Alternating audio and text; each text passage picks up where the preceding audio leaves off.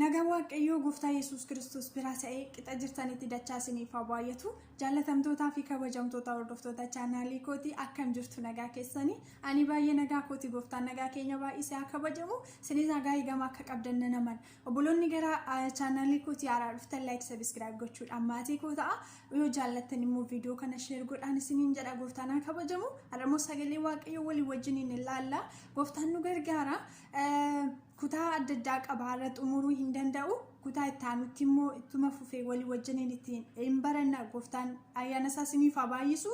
Mata dureen irratti waliin jalqabnu bu'aa karaa Kiristoos Yesuusitti amanuutiin argame kan jedhu irratti walii wajjiniin ilaalla. Amma xumura viidiyoo kanaatti na hordofaa isiniin jedha. Kallattiidhumaan gara dubbii Waaqayyootti darbina. Turtiin keessan na waliin haa ta'u. Bu'aa karaa Kiristoos Yesuusitti amanuu keenyaatiin argame barreessinee dubbannee tarreessinee fixuu hin dandeenyu. Garuu inni guddaan isaa main pointii goone wanti nuti lafa keewwachuu dandeenyu Kiristoositti amanuu keenyaan wantoota muraasa yookiin akka hundeetti wanti nuti lafa kaawwachuu dandeenyu jechuudha. Barumsi kun namoota amananiifis ta'e namoota hin amananiifis bu'aa guddaa qaba. Namoota amananii fi maaliif akka Kiristoositti amananii maaliif akka Kiristoosii wajjiniin deemanii sirriitti adda baasaa fi namoonni namanne immoo Kiristoos Yesuusitti amanuu dhiisuu isaaniitiin jireenya isaanii keessatti foon isaaniis ta'e hafuura isaaniitti har'a isaaniis ta'e boru isaaniitti maaltu akka hir'ate isaan hubachiisa jechuudha. Kanaatiif barnoota kana seeraan dhaggeeffadhaan isiniin jedha Gooftaan isin haa eebbisu. Bu'aa Kiristoos Yesuusitti amanuu keenyaatiin arganne keessaa inni guddaan jireenya bara bara. Namni biyya lafaa kanarratti nagaa argachuudhaaf foon isaatiitti fayyaa argachuudhaaf yookaan immoo itti toleedhuma akka jiraatuuf Kiristoositti amana yoo ta'e kuni gatii hin qabu. Garuu Kiristoositti amanuu keenya jireenya bara baraa argachuudhaaf yoo ta'e immoo jireenyichatti akka dhaalluuf jireenyichatti akka galluuf akka yaada Waaqayyootti akka deddeebinuuf jabeessee nu dhaaba jechuudha. Kanaaf foon keenya fayyaa akka argatuuf dhukkubarraa akka fayyinuuf amanus inni somaa rakkoo hin qabu. Foon dhukkubsataa hin fayyaa, namni namannes dhukkubsataa hin fayyaa. Yoo mataan keenya nu dhukkubee isuma arzineetu Kiristoositti amanna yoo ta'e Kiristoos dhukkubarraa fayyisuu danda'u qofa miti du'aa iyyuu hin kaasa. Garuu immoo isa kana ija keenya isa kanarra kaawwachuu hin qabnu. Foon keenya akka fayyaa argatuuf nuyi garuu ija keenya kan irra kaawwannee deemnu Kiristoositti amannu namoonni namannes gara Kiristoos dhufuu kan qabani beekanii amananii yaadanii dhufuu kan qabani jireenya bara baraa argachuudhaaf ta'uu qaba. Namoonni Kiristoosii wajjiniin deemanis immoo jireenya biyya lafaa kanarratti yaada isaanii hidhatanii inni akka guutuuf inni akka mijatuuf osoo hin ta'in jireenya bara baraa argachuudhaaf deemuu isaaniitti yaadanii gara Kiristoos dhufuu qabu. Kiristoosii wajjiniin deemuu qabu. Kanaaf bu'aan karaa Kiristoos Yesuusitti amanuu keenyaatiin arganne inni guddaan jireenya bara baraati. Kiristoos Yesuus nama uumee egaa iddoo boqonnaa kaa'eeti namni immoo yaada Waaqayyoo keessaa bahuudhaan jireenya bara baraa dhabe cubbuu hojjete jechuudha. Addaamii fi Eewaan gaafa cubbuu hojjetanii jireenya iddoo kaawwamaniiti jireenya boqonnaa keessaa hin ba'an. Kiristoos Yesuus immoo tokkicha ilma isaa nuuf kennuudhaan gara biyya lafaa kanatti erguudhaan isa nuti cubbuu keenyaan dhalli namaa cubbuu hojjechuudhaan jireenya bara baraa keessaa ba'e sana karaa Kiristoos Yesuusiitiin immoo jireenya bara baraatti deebinee akka gallu taasifamneera. Galanni Waaqayyoodhaaf haa ta'u. Wangeela Yohaannis boqonnaa 3:36 akkas jedha. Namni ilma Waaqayyootti amanu jireenya bara baraa qaba. Ilma Waaqayyoof kan hin abboomamne garuu jireenya hin argatu. Dheekkamsa Waaqayyootu isa irratti hafa malee jedha. Namni ilma Waaqayyootti amanu jireenya bara baraa qaba.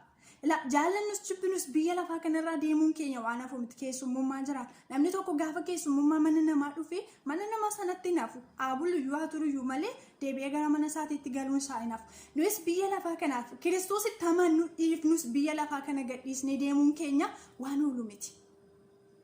Du'a booda immoo eega duunee biyya lafaa kanarraa foon keenya eega deemee immoo wayi lamatu jira. Tokko namni warra Kiristoos Yesuusitti amane jireenya bara baraatti gala. Jireenya bara baraa dhaala. Firdii qajeelaatu isa qaqqaba. Namni immoo Kiristoos Yesuusiin fayyisaa lubbuu isaatii godhatee hin fudhanne gara du'a bara baraatti deema. Kanaaf immoo dursa osoo foon hin jirru jireenya bara baraa dhaaluudhaaf Kiristoos Yesuusitti amanuun Kiristoos Yesuusiin fayyisaa lubbuu keenya godhannee fudhachuun dirqama keenya jechuudha. Galanni guddaan Waaqayyoodhaaf haa ta'u. Namni ammamiyyuu waan gaarii hojjetu ammamiyyuu cubburraa ofaa eegu ammamiyyuu nama gargaaru ammamiyyuu waan gaarii jedhamee lafa kanarra kaawwame hojjetu Kiristoos Yesuusitti hin amanne yoo ta'e lammata hin dhalanne yoo ta'e jireenya bara baraa argachuu hin danda'u. Kanaaf jireenya bara baraa dhaaluu fi ilma waaqayyootti amanuun dirqama jechuudha. Gooftaan kabajamu. Wangeela Yohaannis boqonnaa 3 lakkoofsa 15, Maatewos 25 lakkoofsa 46 yoo dubbifattan argachuu dandeessu. Gooftaan isin haa eebbisu. Namoonni Kiristoosiin fayyisaa lubbuu keessanii godhatanii hin fudhanne jireenya bara baraa dhaaluudhaaf isa biyya lafaa kanarraa miti kun hundumtuu hin jiraata malee hin darballe hin badalle garuu jireenya bara baraa dhaaluudhaaf Yesuusiin fayyisaa lubbuu keessanii godhatanii ofii keessanitti fudhachuun gaariidhaan isiniin jedha waamicha kooti.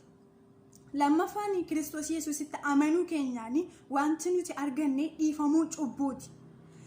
Namni gaafa waaqayyoo Addaamiin iddoo boqonnaa isaa kaa'ee Addaam immoo yaada waaqayyoo keessaa boqonnaa waaqayyoo keessaa ba'uu isaatiin cubbuu ofitti fide. Cubbuun karaa Addaam dhufe immoo dhala namaa hundumatti iyyuu darbe. Ilaala cubbuun karaa Addaam dhufe dhala namaa hundumaa bira ga'e, dhala namaa hundumaa qaqqabe, dhala namaa hundumaa dhaale. Kiristoos Yesuus garuu tokkicha ilma isaa erguudhaan dhalli namaa hundumtiyyuu abaarsa cubbuu jalaa akka ba'u godhe. Duuni karaa nama tokko akkuma dhala namaa hundumaa bira ga'e, du'aa ka'uun immoo karaa nama tokko dhala namaatiif ta'e. Duuni karaa Addaam dhufe du'aa ka'uun karaa Kiristoosiin. Sababii cubbuu keenyaatiin du'a duuna turre, duuni nutti faradame, sababii Kiristoos immoo biyya lafaatti tokkicha ilma isaa dabarsee kennuu isaatiitiin jireenya bara baraa akka argannu taasifame. Kanaaf du'aa ka'uu Yesuus Kiristoosiitiin dhiifamuu cubbuu, dhangala'uu dhiiga Yesuusiin dhiifamuu cubbuu argan. Kakuu moofaa keessatti gaafa cubbuu hojjete namni dhiiga horii dhangalaasa aarsaa gubamu dhiyeesseetu cubbuu isaa sanarraa qulqullaa'uu barbaade. Garuu aarsaan dhiyaatu sun dhiigi dhangala'u suni cubbuu keenyarraa nu qulqulleessuu hin dandeenye, nama cubbuu isaarraa qulqulleessuu hin dandeenye. Kanaaf immoo Yesuus tokkicha ilma isaa dabarsee kennee dhiiga isaa qaraanioo masqalii irratti dhangalaasuutiin namni dhiifamuu cubbuu akka argatu taasise. Galanni waaqayyoodhaaf haa ta'u. Qoloosiyaasii boqonnaa 1 lakkoofsa 14, Efesoonii 1:7, Roomee 3:24 irraa yoo dubbifattan argachuu dandeessu. Yeroo keenya qusachuudhaaf ani isuma kanarratti dubbadhee darbaa isin dubbifadhaa. Inni sadaffaan Yesuusitti amanuu keenyaan qajeelummaa argan. Qajeelummaa argan. Sababii cubbuu dhala namaatiin qajeelummaa keessaa baaneetu gara jal'inaatti, gara hamminaatti, gara du'aatti, gara jireenya bara baraa keessaa ba'utti dhuun sababii meenyuutiin, sababii cubbuu Addaamiiti. Qajeelummaan nurraa fagaate. Kiristoos Yesuus immoo ofiisaatti qajeelaa ta'ee waan jiruuf qajeelummaa isaa, waaqummaa isaa immoo ila Kiristoos osoo waaqa ta'ee jiru nuyi jecha gadi bu'ee nama ta'eetu nuyi baaneerra yaada waaqayyoo keessaa nuyi immoo qajeelota akka taanuu fi qajeelummaa akka argannuuf dabarsee lubbuu isaa nuuf kenneetu qajeelummaa nuuf laata. Kiristoositti amanuu keenyaan nuyi qajeelota taane osoo hin jiraatiin qajeelummaa akka argannuu fi Kiristoos dabarsee tokkicha ilma isaa nuuf laata. Kanaaf qajeelummaa kan arganne karaa Kiristoosiitiin. Kiristoositti amanuudhaan dhalli namaa hundumtiyyuu qajeelummaa argata. Dhalli namaa hundumtiyyuu dhiifamuu cubbuu argata. Dhalli namaa hundumtiyyuu Kiristoositti amanuutiin jireenya bara baraa argata jechuudha. Bu'aan nuti argannis inni guddaan isaan kanadha. Galanni waaqayyoodhaaf haa ta'u. Inni kan biraan qajeelummaa argana kan jedhu Roomee 5 lakkoofsa 17 yoo dubbifattan argachuu dandeessu. Gooftaan kabajamu. Inni kan biraan Kiristoos Yesuusitti amanuu keenyaan abaarsa seeraa jalaa baan. Abaarsa seeraa jalaa baan. Galanni waaqayyoodhaaf haa ta'u. Roomee 4:5, Galaatiyaa 3:13, Ximootewoos isa duraa boqonnaa 2 lakkoofsa 6, Maatewos 20:28 dubbifattan argachuu dandeessu.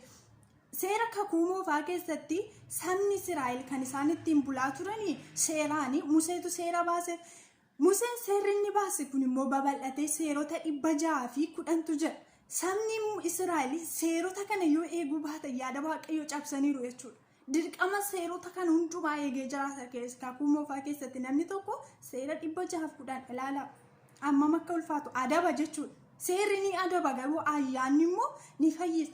Kiristoos Yesuus tokkicha ilma isaa dabarsee nuuf kennuudhaan immoo abaarsa seeraa jalaatti, ba'aa seeraa jalaatti, wanjoo seeraa jalaa, bittaa seeraa jalaatti nu baasee ayyaana nu fayyisa. Nuyi seeraan fayyine osoo hin ta'in ayyaanaan fayyine. Seerri ni adaba, ayyaanni immoo ni fayyisa.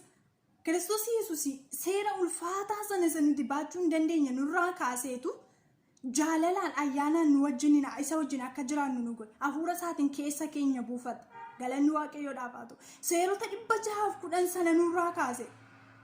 seerota hamma kanaan nurra kaaseetu seera lama qofa godhe inni seera jaalalaa godhee kaa seera jaalalaa galanni waaqayyoodhaaf haa ta'u. Kanaaf Kiristoos Yesuusitti amanuu keenyaanii seera jalaa baanee jireenya akka argannu ta'an, ayyaanaan akka fayyinu ta'an, ayyaanaan akka jiraannu ta'an, ayyaanaan akka geggeeffamnu ta'an. Aarsaa gubamuu, dhiiga dhangala'uu, seera kun seera sabni Israa'el kan moofaa keessatti ittiin jiraatudha. Inni kun immoo cubbuurraa nu qulqulleessuu hin dandeenye, jireenya bara baraa akka dhaalluuf nu qopheessuu hin dandeenye, seerota kana nurraa kaasetu Kiristoos